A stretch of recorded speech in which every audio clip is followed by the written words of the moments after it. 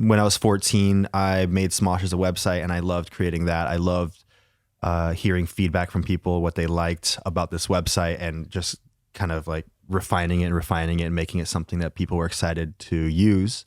And it originally started off as just a website for me and my group of friends to talk on like a forum together, like really before social media was a thing.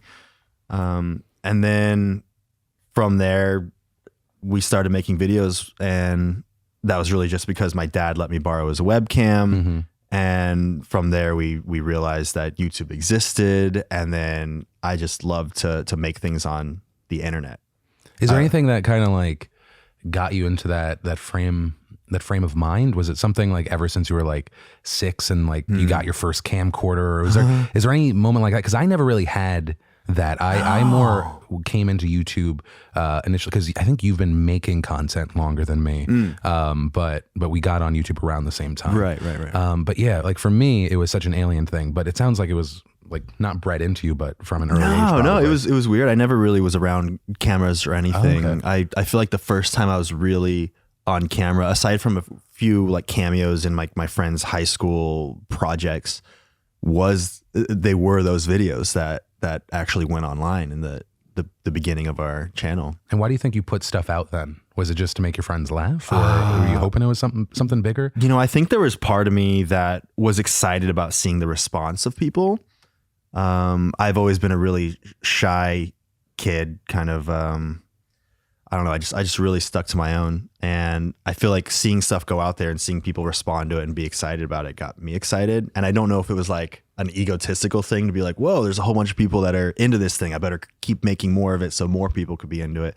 I don't know. I think there was just the excitement surrounding comments on your videos and being able to make something and see feedback. I don't think that you really ever saw that before YouTube.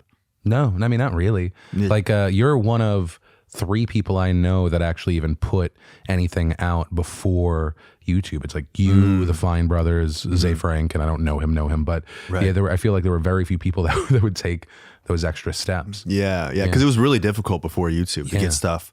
Because you had to, it wasn't like, I kind of, maybe I'll throw up a YouTube video. It was kind of like, I have to dedicate time and create this thing. And here's the process. And all of a sudden there's also a bill if I get success. Yes. You have to have your own website. Basically, you have to have your server space. You have to pay for that bandwidth, like you said. So the more popular my videos started getting, because I originally hosted them on my website, the more popular those videos started getting, the more money I had to pay for those videos to be seen. You're like, shit. So it's very opposite from the world now, where you get paid more if your videos get viewed more. Do you feel like making those videos in any way was kind of an escape for you? Oh yeah, for sure. From what? I just kind of, I grew up on welfare. You know, I would say pretty poor. I wouldn't say super poor because my dad had some money. My parents were split up, but he got me a computer, for example. Sure. And my mom would make sure that we had many gifts for Christmas, but beyond that, I didn't really have much. And I feel like maybe it was an escape for me to get away from the stresses of life. My mom is agoraphobic, so she doesn't leave the house. She has a lot of anxiety, and I feel like I do too. And I used to play video games to pass my time, like probably like 80 hours a week when I was younger. And when I started making videos, I kind of gave up video games and focused all my energy on that. And I don't know, I feel like it could have been an escape from this. I felt like I wanted to craft my own world, and the internet was my playground to do that. And so you said you started making those videos around 14? I made the website when I was 14. I started making the videos with Ian when I was 17. And then when I was 18, YouTube was a thing. And then we decided to start putting our stuff there so I didn't have to pay for the bandwidth anymore. If we can talk about it, I'm really interested to know, for me, anytime there's like anyone that's in the spotlight now, especially when people say kind of, whether it be an escape, whether it be something that seems like such a departure, it always feels like there's something when we were kids. Kind of doing something. And when looking into the stuff that you've put out there, it seemed really, really interesting to me, because when you were speaking about your mom, home life, Am I right in the timing of then you creating that website and kind of trying these different things was around the time that you lost your grandmother? Yeah, actually it was. Did you watch my Draw My Life? I think that was one of the videos. Yeah. Yeah. I always try and I'm like, Yeah. let's see what he's thrown out there to the world, and then let's figure that out, because I found that to be really interesting, especially based off of the timing. Yeah, I think part of that, I lost my grandmother, but also at that time, my brothers who share a dad, I have two brothers, I have two half brothers, right? And he left out of the blue, and then my grandma died either right before or right after, and then my mom's agoraphobic and my brothers are young, so it was up to me to like take. I felt like I kind of had the duty to take care of my family and make sure that we had groceries and stuff like that. So when I'd see my dad every weekend or second weekend, he would pick me up, take me to the grocery store. He would wait in the car. I would do the grocery shopping. He would bring me back to drop off the groceries with my family, and then we'd go do our thing for like a day or whatever. And if it wasn't that, it was like taking a taxi there or whatever. And I feel like there might have been a part of me that wanted to dig myself out of this hole that I felt like I was in. I thought that I was going to need to take care of my family forever.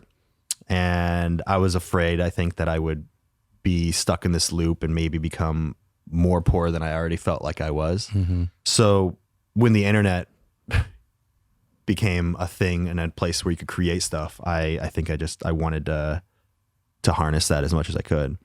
Yeah, I feel like there's this unfortunate benefit for people especially if it doesn't ruin them. It feels like you had to grow up early. Oh yeah. I think so. I mean, especially if all of a sudden you're doing that.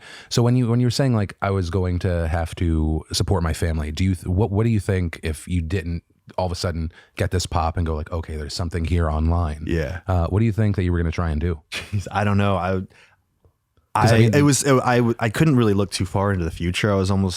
I thought that I was going to be someone that had to work like at Blockbuster, was literally my goal, because I was like, all I know is video games. That's all I really know. Yeah. So I'm going to work at Blockbuster and make just enough money to get by. And I thought that I was going to be kind of just scraping by for my whole life. I couldn't afford college. Mm-hmm. I could go to community college, but even that was difficult to pay for. Yeah. Was Ian your friend around that time, or did that happen later? No, he was actually friends with me way earlier. Oh, really? We became friends in 6th grade, so we were like 11.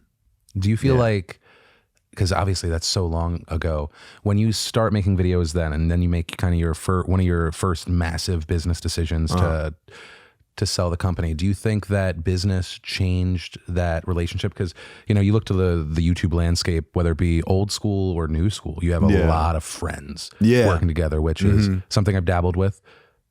Didn't end great. I was gonna say, where are they? No, I mean, sometimes we keep up, but definitely different paths, different desires. Yeah. Did you feel like that changed, and if so, was it immediate or it was something down the road?